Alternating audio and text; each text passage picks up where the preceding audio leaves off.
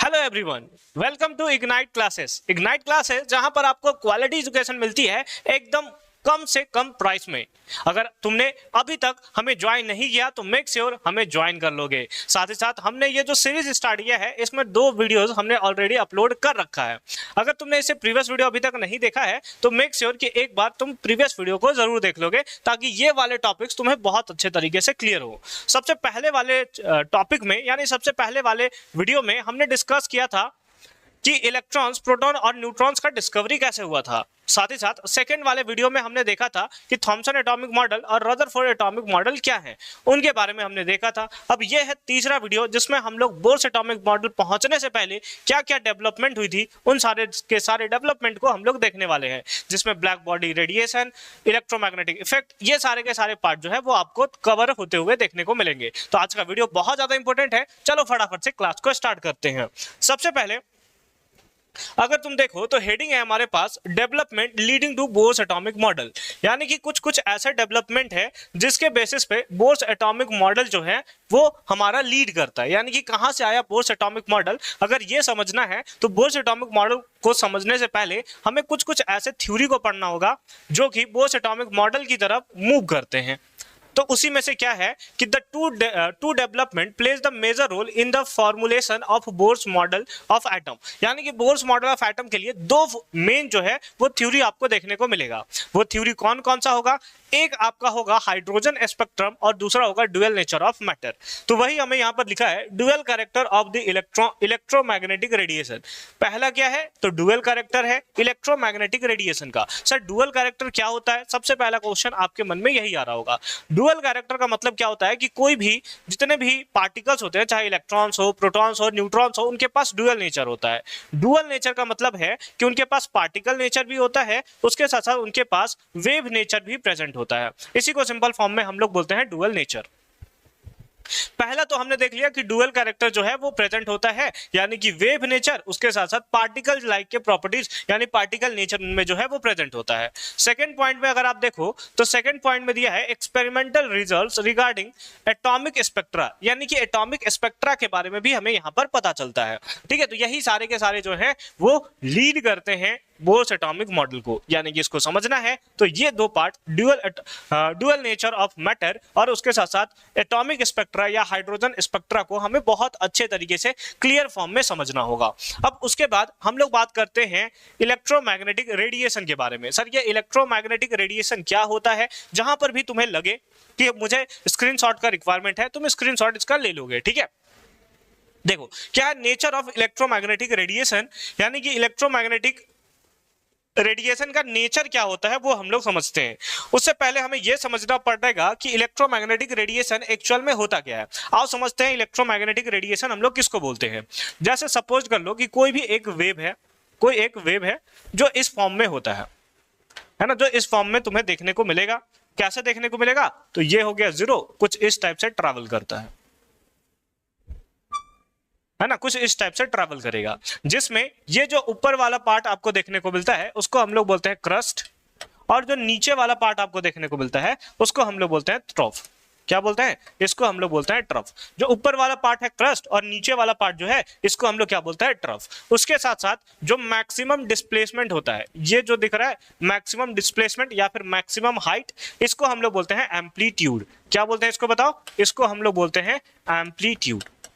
जो maximum displacement होता है इसको हम लोग बोलते हैं एम्पलीट्यूड। ठीक है, उसके साथ साथ मेरी बात को ध्यान से सुनना, तो इलेक्ट्रोमैग्नेटिक वेव में तुम्हें कोई भी प्रॉब्लम नहीं होगा। इस टाइप्स का टू एंड फ्रो मोशन होता है, ऐसे ऐसे ऐसे ऐसे ऐसे ऐसे ऐसे मूवमेंट होता है, जिसमें जो ऊपर वाला पार्ट है उसको क्रस्ट बोलते हैं, जो नीचे वाला पार्ट है उसको हम लोग ट्रफ बोलते हैं। ठीक है, ठीक है सर।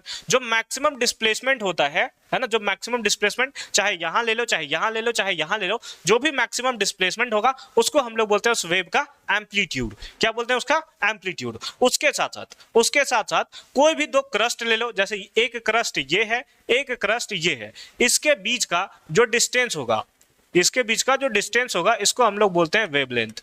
क्या बोलते हैं इसको? हम लोग वेवलेंथ। सर क्रस्ट क्यों? ट्रफ नहीं हो सकता क्या? बिल्कुल, ट्रफ के बीच में भी जो डिस्टेंस होगा, यहां से यहां तक का जो डिस्टेंस है इसको हम लोग बोलते हैं वेवलेंथ।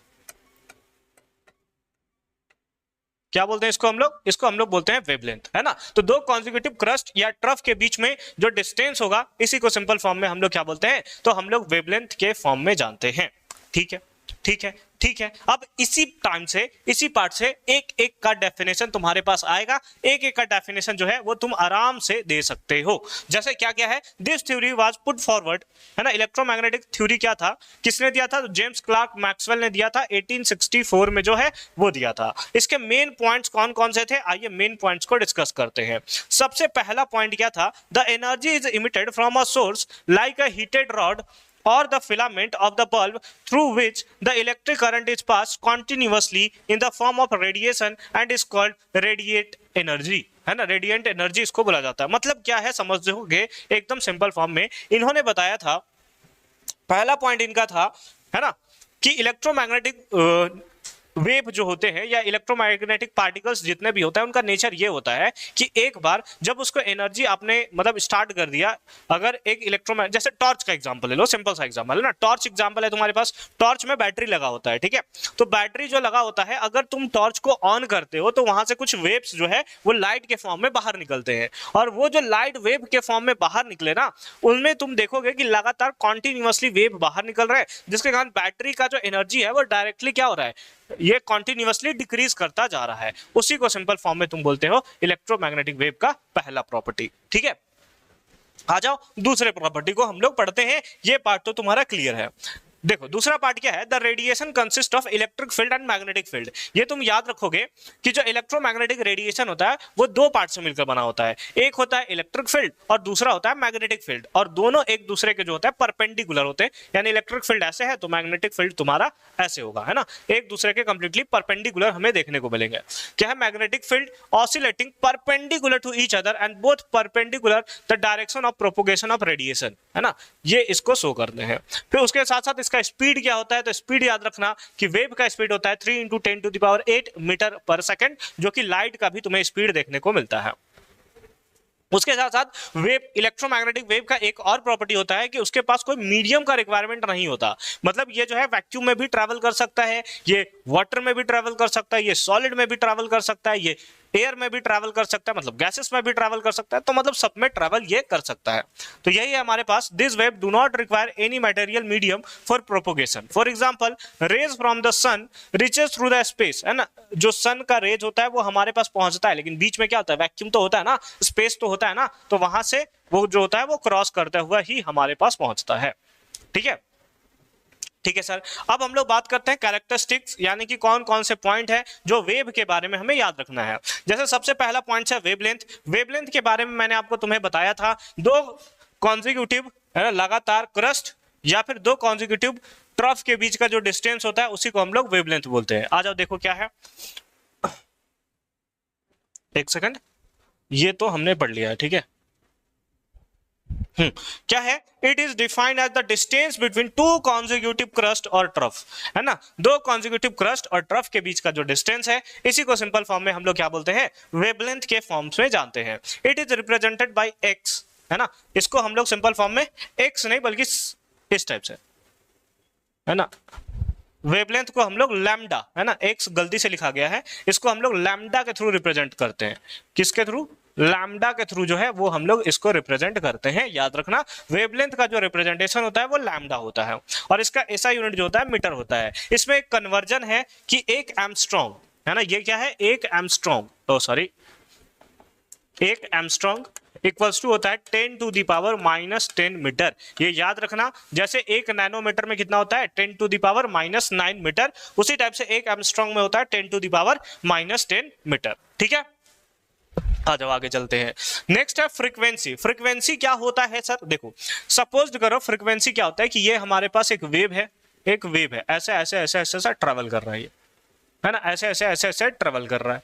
ठीक है, ठीक है, तो अगर मैं तुमसे पूछूं कि एक सेकंड में कितना फ्लो करेगा, कितना फ्लो करेगा, एक सेकंड में कितना फ्लो करेगा, तुम बोल रहे हो कि सर एक सेकंड में ना मैंने काउंट किया था इसको, ये 5 फ्लो किया, कितना किया, 5 बार फ्लो किया। एक बार कैसे फ्लो करेगा देखना, यहां से स्टार्ट हुआ है, यहां से स्टार्ट हुआ है, यहां गया, यहां गया, यहां गया। ये है इसका एक ऑसिलेशन, है ना, एक रिवॉल्यूशन है इसका। इसी को बोलते हो कि तुमने कि एक वेव जो है, एक ऑसिलेशन जो है वो इसने ट्रैवल किया है। अगर सपोज एक सेकंड में वो 5 वेव इस टाइप का बनाता है, तो इसका फ्रीक्वेंसी जो होगा, इसका जो फ्रीक्वेंसी होगा वो कितना होगा? फ्रीक्वेंसी को न्यू के थ्रू भी रिप्रेजेंट किया जाता है ना, ये देखो न्यू के थ्रू भी रिप्रेजेंट किया जाता है। इसका फ्रीक्वेंसी तुम्हारा 5 हो जाएगा। कितना हो जाएगा? 5 हो जाएगा। तो क्या है? The frequency of the wave is defined as the number of wave passing through a point in 1 second. यानी एक सेकंड में कितने वेव बने, कितने वेव पास किए, उसी को सिंपल फॉर्म में आप क्या बोलते हो? फ्रीक्वेंसी के नाम से जानते हो। इसका यूनिट याद रखना, इसका यूनिट होता है हर्ट्ज। क्या होता है? यूनिट हर्ट्ज होता है, या फिर हर्ट्ज को आप 1 साइकिल पर सेकंड भी बोल सकते हो। क्या बोल सकते हो? 1 साइकिल पर सेकंड जो है वो तुम बोल सकते हो एकदम सिंपल फॉर्म में। नेक्स्ट है वेलोसिटी। वेलोसिटी क्या होता है भाई? वेलोसिटी का फॉर्मूला तुम्हें पता है, वेलोसिटी इक्वल्स टू होता है distance by time. Distance by time बोलो या डिस्प्लेसमेंट बाय टाइम बोलो, है ना। अब यहां पर डिस्टेंस कौन ट्रैवल कर रहा है? तो डिस्टेंस जो है वो तुम्हारा लैम्डा ट्रैवल कर रहा है, तो लैम्डा बाय क्या लिख दोगे? टी लिख दोगे। बाई क्या लिख दोगे? टी लिख दोगे। तो ये हो गया तुम्हारा वेलोसिटी का फॉर्मूला। वेलोसिटी को यहां पर c के थ्रू रिप्रेजेंट किया जाता है, तो c इक्वल्स टू तुम लिख सकते हो क्या? Lambda by T. क्या लिख सकते हो? c equals to lambda by T. तो वही हमने लिखा है, velocity of the wave is defined as the linear displacement, जो कि लैम्डा के थ्रू हमने शो किया है। तो ये हो गया हमारा linear displacement by the wave in 1 second. 1 second में कितना डिस्प्लेसमेंट वो ट्रैवल करता है, उसी को सिंपल फॉर्म में हम लोग क्या बोलते हैं? वेलोसिटी बोलते हैं।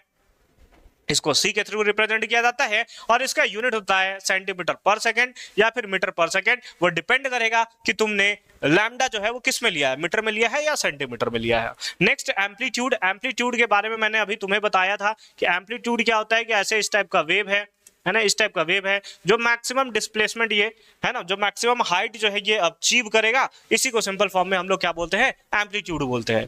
तो देखो एम्पलीट्यूड क्या है? एम्पलीट्यूड क्या है? Amplitude of a wave is the height of the crust, है ना, और the depth of the trough, है ना। जो हाइट होगा क्रस्ट का या फिर तुम बोल सकते हो ट्रफ का, उसी को सिंपल फॉर्म में हम लोग एम्पलीट्यूड बोलते हैं। अब हाइट है तो इसको रिप्रेजेंट किससे करते हैं? तो एम्पलीट्यूड को मेनली हम लोग ए के थ्रू रिप्रेजेंट किया जाता है ना। यहाँ पर भी के थ्रू लिखा हुआ है, इसको तुम ए कर दोगे, ठीक है। और इसका यूनिट क्या होता है? क्योंकि लेंथ है तो लेंथ का यूनिट क्या होता है? मीटर ही होता है। तो मीटर में, सेंटीमीटर में, ये सब में इसको रिप्रेजेंट जो है वो किया जाता है। एक बार तुम फटाफट से इसका स्क्रीनशॉट ले लोगे। हेलो, ओ भाई मैं उलझ गया। ले लिया स्क्रीनशॉट? ले लिया, चलो अच्छी बात है। नेक्स्ट चलते हैं वेव नंबर। वेव नंबर क्या होता है ये भी समझोगे, छोटा सा पॉइंट है लेकिन एकदम याद रखने वाला पॉइंट है। वेव नंबर क्या होता है? वेव नंबर को तुम न्यू के थ्रू रिप्रेजेंट करते हो, है ना। वेव को तुम किसके थ्रू? न्यू के थ्रू रिप्रेजेंट करते हो। क्या होता है वेव नंबर? तो सिंपल फॉर्म में लिखोगे कि it is defined as the number of wave present in 1 metre length. यानी कि 1 मीटर लेंथ में, 1 मीटर लेंथ सपोज जितना है, जितने नंबर ऑफ वेव्स तुम्हें देखने को मिलेंगे वही तुम्हारा होगा क्या? यही तुम्हारा होगा सिंपल फॉर्म में वेव नंबर, जिसका फॉर्मूला होता है न्यू बार। इसको हम लोग क्या बोलते हैं? न्यू बार। देखो यहाँ पे लिखा हुआ है न्यू बार के थ्रू इसको रिप्रेजेंट किया जाता है और फॉर्मूला होता है 1/λ। इसीलिए हमने लिखा है, क्या लिखा है सर? कि it is equal to the reciprocal of wavelength. ये किसका होता है? वेवलेंथ का रेसिप्रोकल जो है वो हमें देखने को मिलता है। नेक्स्ट देखो, नेक्स्ट है इलेक्ट्रोमैग्नेटिक स्पेक्ट्रम। क्या है इलेक्ट्रोमैग्नेटिक स्पेक्ट्रम? क्या होता है इलेक्ट्रोमैग्नेटिक स्पेक्ट्रम? आजा पढ़ लेते हैं। When electromagnetic radiation are arranged in their increasing wavelength और डिक्रीजिंग फ्रीक्वेंसी। इलेक्ट्रोमैग्नेटिक स्पेक्ट्रम क्या होता है? सिंपल फॉर्म में तुम समझना इलेक्ट्रोमैग्नेटिक स्पेक्ट्रम किसको बोलते हैं, ठीक है। क्लियर है ना, दिख रहा है ना? हाँ बिल्कुल, 14 मिनट 5 सेकंड हो चुके हैं, ठीक है। इलेक्ट्रोमैग्नेटिक रेडिएशन देखो क्या होता है। इलेक्ट्रोमैग्नेटिक स्पेक्ट्रम, सॉरी रेडिएशन तो हमने देख लिया, स्पेक्ट्रम अब हमारे देखने की बारी है।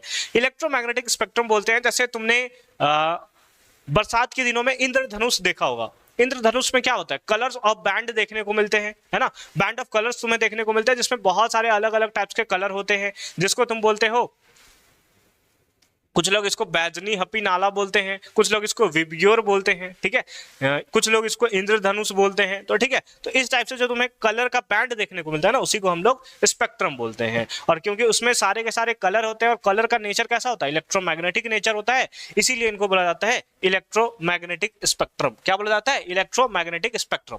तो देखो क्या है कि when electromagnetic radiation are arranged in order of, है ना, और order of their increasing wavelength, जब उनको इंक्रीजिंग वेवलेंथ के फॉर्म में रखा जाता है या फिर डिक्रीजिंग फ्रीक्वेंसी के फॉर्म में रखा जाता है, the complete spectrum obtained is called electromagnetic spectrum. तो जो हमें कंप्लीट स्पेक्ट्रम देखने को मिलता है उसी को हम लोग बोलते हैं इलेक्ट्रोमैग्नेटिक स्पेक्ट्रम। क्या बोलते हैं उसको, इलेक्ट्रोमैग्नेटिक स्पेक्ट्रम के नाम से उसको हम लोग जानते हैं। ठीक है, चलो नेक्स्ट चलते हैं। अब इलेक्ट्रोमैग्नेटिक स्पेक्ट्रम आपको देखना है तो आप यहां पर देख सकते हो, यहां पर आपको बहुत टाइप्स के अलग अलग टाइप्स के इलेक्ट्रोमैग्नेटिक वेव जो है वो तुम्हें देखने को मिलेंगे। जैसे यहां से यहां तक तुम देख सकते हो, यहां से तुम्हारा देख सकते हो कि वे वेवलेंथ का इंक्रीजिंग फॉर्म है। वेवलेंथ क्या हो रहा है, इंक्रीज कर रहा है। और तुम यहां से यहां अगर देखो, यहां से ऊपर वाले पार्ट में तुम देखो तो यहां पर तुम्हारा फ्रीक्वेंसी जो है, फ्रीक्वेंसी यानी कि न्यू, ये तुम्हारा क्या कर रहा है, डिक्रीज कर रहा है। वेवलेंथ तुम्हारा इंक्रीज किया, लैम्डा न्यू जो है यानी कि जो तुम्हारा फ्रीक्वेंसी है वो क्या कर रहा है, डिक्रीज कर रहा है। तो इससे एक और रिलेशन निकाल सकते हो कि न्यू जो होता है वो इनवर्सली प्रोपोर्शनल होता है लैम्डा का। इनवर्सली प्रोपोर्शनल का मतलब सर, इनवर्सली प्रोपोर्शनल का मतलब होता है कि एक बढ़ेगा तो दूसरा तुम्हारा क्या होगा, घटेगा। लैम्डा बढ़ेगा तो न्यू क्या होगा, घटेगा, है ना। बस यही तो हमने यहाँ पर देखा। कितने टाइप्स के रेज होते हैं तो याद रखना, एक होता है हमारा इलेक्ट्रोमैग्नेटिक वेव, कितने टाइप का होता है तो इसमें तुम्हें याद रखना है कि एक होता है तुम्हारा गामा रे, फिर होता है एक्स रे, फिर होता है यूवी रे, फिर होता है इंफ्रारेड, फिर होता है माइक्रोवेव, फिर होता है आपका रेडियो वेव, है ना। रेडियो वेव जो है वो तुम्हें देखने को मिल जाता है। ठीक है,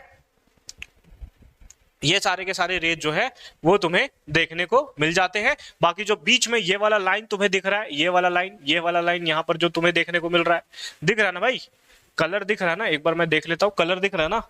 हाँ, ये जो रेज तुम्हें दिख रहा है इसको हम लोग बोलते हैं विजिबल स्पेक्ट्रम। टोटल 7 टाइप का तुम्हें देखने को मिला होगा, 1 2 3 4 5 6 7, है ना। ये सातों के सातों टाइप जो है वो तुम्हें यहाँ पर देखने को मिलता है। अब सबका अलग अलग जगह पे जो है वो यूज किया जाता है। जैसे गामा रेज है तो गामा रेज जो है उसका यूज किया जाता है छोटे छोटे होल्स जो अगर कहीं पे हो गए हैं तो उसको फाइंड आउट करने के लिए, है ना। जैसे पाइप वाइप हो गया या कहीं भी जो बहुत ज्यादा इंपॉर्टेंट है, जहां पर होल्स थोड़ा भी अगर हो जाए तो प्रॉब्लम है, तो वैसे केसेस में गामा रेज का यूज किया जाता है। एक्सरेज का यूज कहां पे किया जाता है तो एक्सरेज का जो तुमने हड्डी वड्डी जब टूट जाता है ना भाई, तो एक्सरेज के पास इतना कैपेसिटी होता है कि तुम्हारे मतलब स्किन से जो है वो क्रॉस कर सकता है, लेकिन बोन से क्रॉस नहीं कर पाता, इसलिए बोन का फोटो तुम्हें देखने को मिलता है, जो जिसको तुम बोलते हो कि एक्सरे करवाने गए हैं। ठीक है, फिर उसके बाद है यूवी रेज। क्या है यूवी रेज? यूवी रेज को क्या बोलते हैं, अल्ट्रा वायलेट रेज। क्या बोलते हैं, अल्ट्रा वायलेट रेज जो है वो हम लोग बोलते हैं, जो कि किसमें प्रेजेंट होता है, सन में प्रेजेंट होता है। विजिबल रेज, जितने भी रेज तुम्हें आसपास चारों तरफ देखने को मिल रहा है, इसी को सिंपल फॉर्म में हम लोग बोलते हैं विजिबल रेज। फिर होता है इंफ्रारेड। इंफ्रारेड होता है तुम्हारा, इंफ्रारेड तुम्हारा जो तुम देखते हो ना, क्या बोलते हैं, रिमोट उमोट देखते हो, ठीक है, तो वो सब में जो आगे में देखोगे एक बटन टाइप का लगा होता है, बटन नहीं मतलब एक लाइट टाइप का, जैसे ये सपोज करो तुम्हारा रिमोट है, आगे वाले पोर्शन में देखोगे ना तो ऐसा मतलब बल्ब टाइप का तुम्हें दिखाई देगा, वहीं से जो रेज निकलता है ना कि यहाँ से तुमने रिपोर्ट टिपा, ऊपर से हमारा बैटरी मतलब जो टीवी है वो ऑन हो गया या टीवी का वॉल्यूम बढ़ गया, तो ये किसी रेज के कारण होता है, वही होता है हमारा इंफ्रारेड। फिर है माइक्रोवेव, है ना। माइक्रोवेव तो तुमने माइक्रोवेव ओवन देखना होगा, वोमेन नहीं ओवन तुमने देखा होगा माइक्रोवेव ओवन, जिसमें तुम लोग पिज्जा, है ना, पिज्जा को देखोगे एक तरफ से डालते हैं दूसरी तरफ से निकल जाता है, तो माइक्रोवेव होता है। रेडियो वेव, रेडियो वेव जैसे टेलीविजन का जो कास्टिंग होता है या रेडियो का जो कास्टिंग होता है, जो लाइव तुम मैचेस देखते हो टीवी में, वो सब रेडियो वेव के कारण देख पाते हो। ठीक है, तो ये सारा का सारा है। फिर उसके बाद है नेक्स्ट हमारे पास है limitation of electromagnetic wave theory. भाई इसका भी कुछ लिमिटेशन है, सारे हद तक ये काम नहीं कर पाएगा। क्या है हमारे पास कि electromagnetic wave theory was successfully है ना, successful in explaining the properties of light such as interference, diffraction etc, but could not explain the following, है ना, मतलब कुछ चीजों के बारे में तो ये बताता है, जितना भी लाइट का प्रॉपर्टीज है उन लाइट के प्रॉपर्टीज को तो ये 100% बताता है इलेक्ट्रोमैग्नेटिक वेव, लेकिन कुछ पार्टिकल के प्रॉपर्टीज को ये नहीं बता पाता। अब कौन कौन से पार्टिकल के प्रॉपर्टीज को नहीं बता पाता, उससे पहले तुम स्क्रीनशॉट ले लो ताकि हम लोग नेक्स्ट स्लाइड में चल सकें। ले लिया, चलो ठीक है, आ जाओ नेक्स्ट। मतलब क्या है कि किस किस फिनोमिनन को ये नहीं बता पाता, उसी के लिए हमारे पास है point number 1, the phenomenon of black body radiation. Sir ये ब्लैक बॉडी रेडिएशन क्या होता है, उसी के लिए तो हमारा नेक्स्ट टॉपिक है भाई ब्लैक बॉडी रेडिएशन, है ना, तो उसको भी हम लोग पढ़ेंगे, डिटेल से हम लोग पढ़ेंगे, तो टेंशन मतलब एक एक करके हम लोग सारे पार्ट्स को कवर अप करने वाले हैं, ठीक है। 20 मिनट 1 सेकंड हो चुका है। फिर नेक्स्ट है फोटो इलेक्ट्रिक इफेक्ट, है ना, ये फोटो इलेक्ट्रिक इफेक्ट को नहीं बता पाता, ये सब पार्टिकल नेचर होता है, और पार्टिकल नेचर होने के कारण ये सब को एक एक करके हम लोग पढ़ने वाले हैं। The variation of heat capacity of solid as a function of temperature, ठीक है, यानी कि हीट कैपेसिटी में क्या हमें वेरिएशन देखने को मिलता है, उसी को सिंपल फॉर्म में हमें यहाँ पर बताना है। उसके साथ साथ लाइन स्पेक्ट्रम, है ना, हाइड्रोजन स्पेक्ट्रम बोलते हैं, या लाइन स्पेक्ट्रम जो भी एटम्स का तुम्हें देखने को मिलता है, हाइड्रोजन का तुम्हें देखने को मिलता है, इसको ये मतलब अच्छे तरीके से एक्सप्लेन नहीं कर पाता है। अब सर ये क्या होता है ब्लैक बॉडी रेडिएशन, है ना, क्या होता है हमारा फोटो इलेक्ट्रिक इफेक्ट, ये तो आप हमें बता दो, एक एक करके हम लोग पढ़ने वाले हैं, ठीक है। सबसे पहले हम लोग पढ़ते हैं ब्लैक बॉडी रेडिएशन। क्या पढ़ेंगे सबसे पहले, तो ब्लैक बॉडी रेडिएशन हम लोग पढ़ने वाले हैं। सर ये ब्लैक बॉडी रेडिएशन क्या होता है, देखो ब्लैक बॉडी क्या होता है, जैसे सपोज मैंने ये जो पहन रखा वो ब्लैक पहन रखा है, तो अगर इसमें तुम रेड कलर डालोगे ना तो भी इसको ऑब्जॉर्व कर लेगा, है ना, सारे कलर को ये ऑब्जॉर्व कर लेगा, रेड हो गया, ब्लू हो गया, ग्रीन हो गया, पिंक हो गया, येलो हो गया, सारे कलर को ये क्या कर लेगा, अपने अंदर एब्जॉर्ब कर लेगा, है ना। तो ब्लैक बॉडी क्या होता है, वैसा बॉडी होता है जो सारे कलर को अपने अंदर एब्जॉर्ब कर लेता है, उसके साथ साथ सारे कलर को वो अपने अंदर से इमिट भी करता है, उसको हम लोग बोलते हैं ब्लैक बॉडी रेडिएशन। सर ऐसा कौन सा है जो एब्जॉर्ब करना, तो हम लोग समझ गए कि ये ब्लैक बॉडी है तो एब्जॉर्ब कर ले, इमिट भी कर दे, ऐसा कौन है, तो अर्थ पे ऐसा कोई भी सब्सटेंस प्रेजेंट नहीं होता, अर्थ के बाहर प्रेजेंट है, जैसे स्टार्स प्रेजेंट है, सन प्रेजेंट है, तो ये सब जो होता है ब्लैक बॉडी रेडिएशन जो है वो शो करते हैं। अच्छा देख लो क्या है, एक ऐसा आइडियल बॉडी, डेफिनेशन में ही तुम्हें दिख रहा है आइडियल बॉडी, आइडियल बॉडी कहां से लाओगे भाई, आइडियल स्टूडेंट आज तक कभी ढूंढ के ला पाए हो, तुम नहीं ला पाए हो ना, तो आइडियल बॉडी कहां से ढूंढ के लाओगे, which emit the absorb of all frequencies is called, है ना, जो कि इमिट करता है यानी कि बाहर निकालता है, उसके साथ साथ एब्जॉर्ब करता है, अपने अंदर सोख लेता है, किस टाइप्स के सारे फ्रीक्वेंसीज को, सारे के सारे टाइप्स की लाइट्स को, उसी को हम लोग बोलते हैं ब्लैक बॉडी। क्या बोलते हैं उसको हम लोग, इसी को हम लोग बोलते हैं ब्लैक बॉडी, ठीक है, उसी को हम लोग क्या बोलते हैं, ब्लैक बॉडी बोलते हैं, ठीक है। ठीक है, फिर आगे दिया हुआ है and the radiation emitted bye such a body is called black body radiation, और उससे जो रेडिएशन इमिट होता है उसको सिंपल फॉर्म में हम लोग क्या बोलते हैं, तो इसको हम लोग बोलते हैं ब्लैक बॉडी रेडिएशन, ठीक है। फिर उसके बाद है एट अ गिवन टेम्परेचर, अगर एक टेम्परेचर पे देख लो तो सबसे पहले क्या होता है कि इंटेंसिटी ऑफ रेडिएशन जो होता है वो सबसे पहले इंक्रीज करता है, उसके बाद वो डिक्रीज करता है। अगर मैं तुम्हें दिखाऊं तो कुछ इस टाइप का, कुछ इस टाइप का, है ना, ये है तुम्हारा फ्रीक्वेंसी, क्या है तुम्हारा फ्रीक्वेंसी है। तो सबसे पहले जो ब्लैक बॉडी अगर तुम देखोगे तो सबसे पहले फ्रीक्वेंसी कम होगा, फिर से फ्रीक्वेंसी तुम्हारा इंक्रीज करेगा, एक सर्टेन टाइम्स के बाद फिर से ये जो है वो तुम्हारा डिक्रीज कर जाएगा। इसी को सिंपल फॉर्म में तुम ब्लैक बॉडी रेडिएशन के नाम से जानते हो, है ना। ऐसा तुम्हें फिगर जो है वो देखने को मिलेगा, ये वाला नहीं होगा, है ना, कुछ इस टाइप का फिगर जो है वो तुम्हें, है ना, बुक में देखने को मिलेगा। सबसे पहले फ्रीक्वेंसी बढ़ेगा बढ़ेगा बढ़ेगा, फिर उसके बाद क्या होगा, घट जाएगा, है ना। तो ये है तुम्हारा ब्लैक बॉडी रेडिएशन, जिसके बारे में यहाँ पर तुम्हें बात कर रहा है कि किसी टेम्परेचर पे जो इंटेंसिटी होता है रेडिएशन का, वो रेडिएशन इमिटेड, है ना, जो इमिट करता है, रिलीज करता है, वो सबसे पहले इंक्रीज करता है, उसके बाद वो क्या होता है, डिक्रीज कर जाता है। सबसे पहले वो क्या करता है, एक मैक्सिमम वैल्यू जो है वो रीच करता है, उसके बाद वो फिर से स्टार्ट कर जाता है डिक्रीज करना, कम होना, डिक्रीज मतलब स्टार्ट कर देता है कम होना। सबसे पहले बढ़ा, फिर उसके बाद क्या गया, कम होने लगा, ठीक है, फर्दर डिक्रीजेस टू वेवलेंथ, ठीक है। तो ये सारा का सारा पार्ट जो है वो हमने अभी देख लिया। नेक्स्ट आते हैं और हमारे पास है प्लांक्स क्वांटम थ्योरी। क्या है, that is Planck's quantum theory. देखो हमारे पास है ब्लैक बॉडी रेडिएशन तो हमने समझ लिया कि ब्लैक बॉडी रेडिएशन ऐसा टाइप का रेडिएशन है ना, ऐसे टाइप का रेडिएशन है जो सारे के सारे टाइप्स के कलर को अपने अंदर एब्जॉर्ब कर लेता है, उसके साथ साथ सारे टाइप्स के कलर को अपने अंदर से इमिट करता है। उसको सिंपल फॉर्म में हम लोग बोलते हैं क्या, ब्लैक बॉडी रेडिएशन। एक बार इसको तुम नोट कर लो, फिर इसको हम लोग पढ़ लेते हैं। कर लिया नोट? चलो बहुत अच्छी बात है। देखो प्लांक्स क्वांटम थ्योरी क्या होता है, एकदम सिंपल फॉर्म में समझोगे तुम। प्लांक्स क्वांटम थ्योरी है कि to explain the phenomenon of black body radiation the photo electric effect, है ना। Max Planck's in 1900 put forward the theory of Planck's quantum theory. किसके बारे में बताता है? प्लांक्स क्वांटम थ्योरी के बारे में बताता है। इसको सिंपल फॉर्म में हम लोग समझते हैं कि क्या होता है प्लांक्स क्वांटम थ्योरी। देखो प्लांक्स क्वांटम थ्योरी के बेसिस पे है कि अगर किसी भी तुम, है ना, एक बॉल ले लेते हो, कोई भी एक, सपोज लोहा का बॉल है। किसका बॉल है? आयरन बॉल है। आयरन बॉल है, एफी बॉल है, यानी कि लोहा का बॉल है। किसका बॉल है? तो लोहा का बॉल है। अगर तुम इसको गर्म करते हो, है ना, क्या करते हो उसको? तुम गर्म करते हो। तो गर्म करने के बाद देखा होगा कि उसका कलर चेंज कैसे होता है। सबसे पहले थोड़ा सा रेड होगा, उसके बाद डार्क रेड हो जाएगा, उसके बाद फिर से वो कलर चेंज होगा, ऑरेंज टाइप का कलर वो देखने को लगेगा, फिर तुम्हें येलोइश कलर देखने को मिलेगा, है ना, फिर थोड़ा थोड़ा ब्लू कलर देखने को मिलेगा तुम्हें, फिर तुम्हारा उसका कलर चेंज होकर व्हाइट कलर में वो कन्वर्ट हो जाएगा। तो इसका मतलब क्या है कि कोई भी बॉडी जो होता है वो रेडिएशन को एब्जॉर्ब करता है ना, थोड़े थोड़े रेडिएशन को अपने अंदर क्या करता है? एब्जॉर्ब करता है। उसके बाद अपने फ्रीक्वेंसीज में, अपने लाइट में, अपने कलर को वो चेंज करना स्टार्ट कर देता है, जैसे जैसे वो एनर्जी जो है वो उसके अंदर एब्जॉर्ब होता है। तो और जो छोटा पैकेट ऑफ एनर्जी होता है उसी को हम लोग बोलते हैं क्वांटम। क्या बोलते हैं? जो स्मॉलेस्ट पैकेट ऑफ एनर्जी है। जैसे सपोज करो तुम यहां पर ऐसे खड़े हो, है ना, तुम यहां पर ऐसे खड़े हो, है ना, और एक जिसको तुम देख रहे हो वो यहां पर खड़े हैं, है ना समझ रहे हो ना तुम यहां पर खड़े हो और जिसको तुम देख रहे हो वो यहां पर खड़े हैं, ठीक है, यहां पर खड़े हैं। तो अगर तुम यहां से यहां देख रहे हो तो कुछ ना कुछ एनर्जी का सपोज ट्रांसफर हो रहा है। अब वो कौन सा एनर्जी का ट्रांसफर हो रहा है वो तो अभी हम डिस्क्लोज नहीं करेंगे, बट उसको हम दिखा देते हैं। कुछ ऐसा एनर्जी जो है वो यहां से यहां ट्रांसफर हो रहा है, ठीक है यहां से एनर्जी जो ट्रांसफर हो रहा है। तो जो स्मॉलेस्ट पैकेट होगा एनर्जी का जो यहां से यहां ट्रांसफर होगा, इसी को हम लोग बोलते हैं क्वांटम। लाइट के केस में भी सेम होता है। यहां से यहां लाइट ट्रैवल कर रहा है तो छोटे छोटे फॉर्म में लाइट ट्रैवल कर रहा होगा, छोटे छोटे वेव के फॉर्म में, छोटे छोटे क्वांटा के फॉर्म में वो ट्रैवल कर रहा होगा, उसी को हम लोग बोलते हैं क्वांटम। तो क्या है? This theory was the further extended by the Einstein in 1905। The main points क्या है?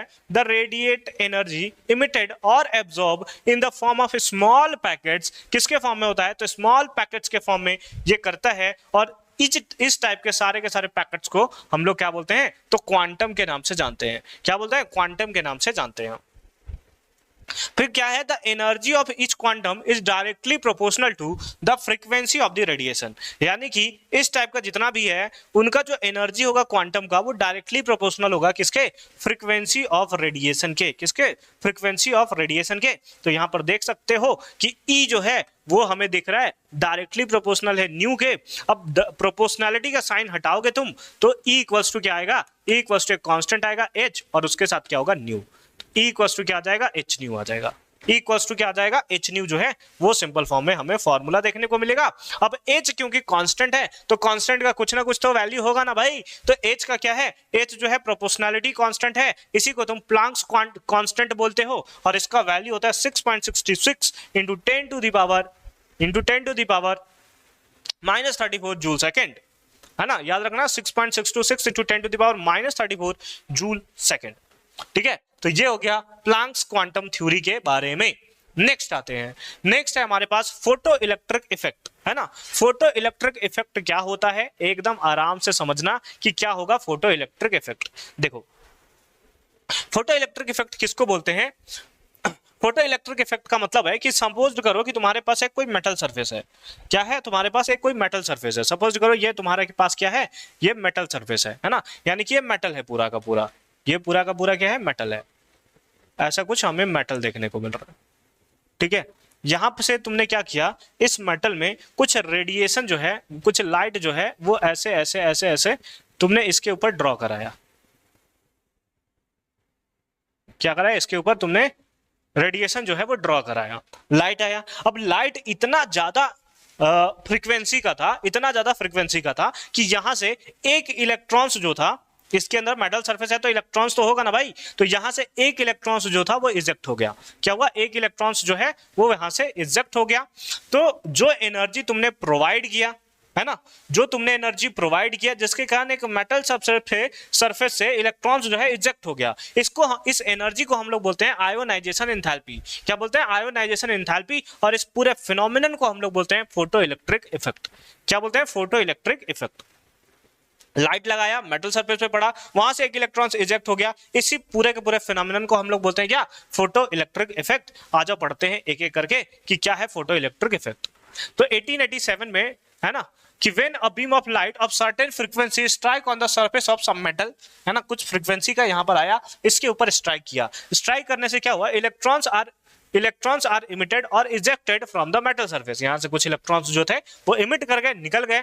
The phenomenon is called photo electric effect. और इसी फिनोमिनन को हम लोग बोलते हैं क्या?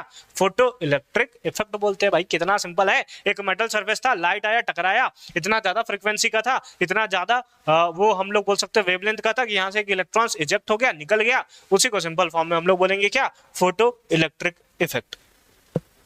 अब क्या होता है फोटो इलेक्ट्रिक इफेक्ट में, क्या क्या ऑब्जर्वेशन तुम्हें मिला, उन सब ऑब्जर्वेशन को हम लोग एक एक करके डिस्कस करते हैं। जैसे point number 1, only photons of light of the certain minimum frequency, है ना, एक मिनिमम फ्रीक्वेंसी का वहां पर आया। और जैसे तुम्हें मेटल निकालना है, सपोज यहाँ पे है हमारे पास ये मेटल सरफेस है, यहाँ पर तुम्हारे पास लाइट है, तो ये जब लाइट इसके ऊपर स्ट्राइक करेगा तो इसका कुछ फ्रीक्वेंसी होगा, जिस मिनिमम फ्रीक्वेंसी को डालने के बाद यहाँ से इलेक्ट्रॉन्स निकल जाए। हालांकि अगर तुम बहुत तेज भी डालोगे तो निकल जाएगा, लेकिन एक मिनिमम फ्रीक्वेंसी तो होगा ना कि तुमने यहाँ पर दिया और यहाँ से इलेक्ट्रॉन जो है वो इजेक्ट हो गया। इसी को सिंपल फॉर्म में हम लोग बोलते हैं क्या? Threshold frequency. क्या बोलते हैं इसको बताओ? तो इसको हम लोग बोलते हैं थ्रेशोल्ड फ्रीक्वेंसी, है ना। इसको क्या बोलते हैं? Threshold frequency can cause the photo electric effect. ठीक है, सब सही चल रहा है। 31 मिनट 10 सेकंड हो चुके हैं। Cause the photo electric effect, और ये क्या करता है? फोटो इलेक्ट्रिक इफेक्ट जो है वो शो करता है। और इसको तुम लोग मेनली किसके थ्रू? तो न्यू नॉट के थ्रू जो है वो तुम शो करते हो। ठीक है, फिर उसके बाद क्या है? उसके बाद हमें दिया है कि जो काइनेटिक एनर्जी होता है इलेक्ट्रॉन्स का जो इमिट हो रहा है वो डायरेक्टली प्रोपोर्शनल होता है। सर किसके डायरेक्टली प्रोपोर्शनल होता है? तो काइनेटिक एनर्जी जो होगा वो डायरेक्टली प्रोपोर्शनल है किसके? फ्रीक्वेंसी के, है ना। किसके डायरेक्टली प्रोपोर्शनल है? तो frequency of the striking photons. ठीक है, ये तुम्हारा दूसरा पॉइंट है। ये सारे के सारे नोट्स में है, तुमसे पूछे जाते हैं, एकदम याद रखना। ठीक है, फिर उसके बाद है number of electrons that are ejected per second from the metal surface depends upon the intensity of the striking photons. मतलब क्या है कि यहां पर मेटल सरफेस है, यहां पर तुम्हारा लाइट है, आया, इलेक्ट्रॉन्स निकल गया, लेकिन इसका इंटेंसिटी जितना ज्यादा होगा इलेक्ट्रॉन्स उतने ज्यादा निकलेंगे ना भाई। तो वही है, डायरेक्टली प्रोपोर्शनल है कि कितने ज्यादा इलेक्ट्रॉन्स तुम्हारा निकलते हैं, ये इस बात पे डिपेंड करेगा कि उसका इंटेंसिटी क्या है, यानी जो लाइट आर है उसका इंटेंसिटी कितना है, कितना ज्यादा हाई मैग्नीट्यूड का वो प्रेजेंट है। ठीक है, ये होता है तुम्हारा सारा का सारा पार्ट। ठीक है, ये हो गया हमारा। नेक्स्ट चलते हैं, explanation of photo electric effect. क्या क्या था एक्सप्लेनेशन, वही चीज हम लोग यहां पर डिस्कस जो है वो करने वाले हैं। अब फोटो इलेक्ट्रिक इफेक्ट का एक्सप्लेनेशन हम लोग नेक्स्ट क्लास में करेंगे।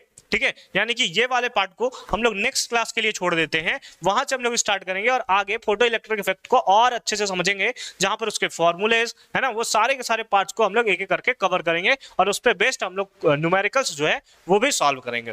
ठीक है, फिलहाल के लिए इतना ही। ठीक है, आई होप कि तुम्हें आज का क्लास बहुत अच्छे तरीके से समझ में आया होगा। ठीक है, तो यहां पर हमारा आज का ये वीडियो जो है वो एंड हो जाता है। आई होप कि तुम्हें आज का वीडियो बहुत अच्छे तरीके से समझ में आया होगा। बाकी मिलते हैं नेक्स्ट वीडियो में एक नए कॉन्सेप्ट्स के साथ और इसके आगे आने वाले फोटो इलेक्ट्रिक कॉन्सेप्ट्स के न्यूमेरिकल्स के साथ। उससे पहले अगर तुमने अभी तक चैनल को सब्सक्राइब नहीं किया है तो मेक श्योर कि तुम चैनल को सब्सक्राइब करके रख लेना, ताकि तुमसे एक भी इंपॉर्टेंट वीडियो जो है वो मिस आउट ना हो पाए। साथ ही साथ फिजिक्स की क्लासेस, बायो की क्लासेस, मैथ की क्लासेस भी रन कर रही हैं, तो वहां पर भी जाकर तुम ज्वाइन कर सकते हो। और साथ ही साथ शाम में हर दिन रात को 8 बजे और रात को 9 बजे लाइव सेशन भी हमारे यहाँ से चलता है, तो उस लाइव सेशन में भी तुम ज्वाइन कर लोगे, ताकि हर एक कॉन्सेप्ट को, हर एक क्वेश्चन को तुम अच्छे तरीके से क्लियर कर सको। बाकी मिलते हैं नेक्स्ट वीडियो में, अच्छे से पढ़ाई करते रहो। All the very best.